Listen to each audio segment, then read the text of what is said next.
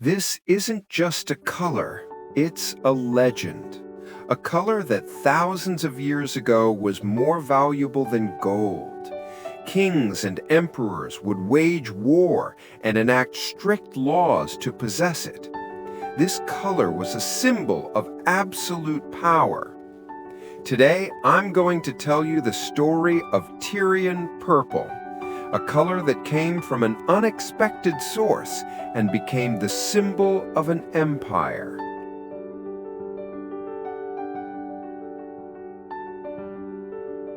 Our story begins on the Mediterranean coasts in the ancient land of Phoenicia, what we know today as Lebanon. On these coasts, a special species of sea snails called murex lived. Each of these snails contained a very tiny amount of a milky substance that, upon contact with air and sunlight, would turn into a stunning purple color. The process of producing this color was extremely difficult and laborious. Workers had to collect thousands of snails, crush them, and extract the substance. The stench of this process was so horrific that the color workshops had to be built outside the cities. To produce just 1 gram of color powder, more than 9,000 snails were needed. This arduous process made the color incredibly rare and valuable. With the rise of great empires, especially the Roman Empire, Tyrian purple reached its peak of fame. This color became a symbol of wealth, power, and status. Roman emperors saw it not just as a color, but as a mark of their absolute power. To maintain this monopoly, strict laws called sumptuary laws were enacted. These laws formally forbade anyone except the emperor and his family from wearing the color purple. Violating this law could mean losing all possessions, exile, and even execution.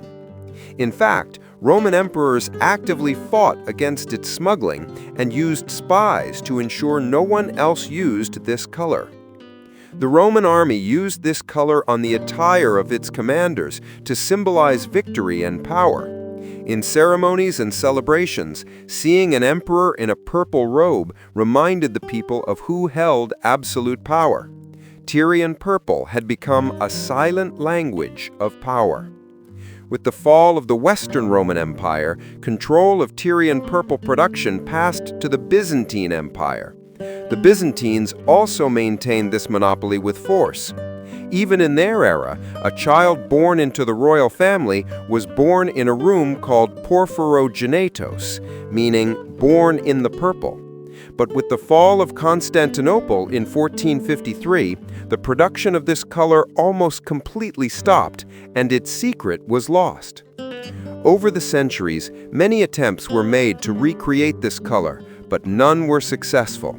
Until 1856, with the discovery of the first synthetic dye by William Henry Perkin, this color became available to the public at a much cheaper price.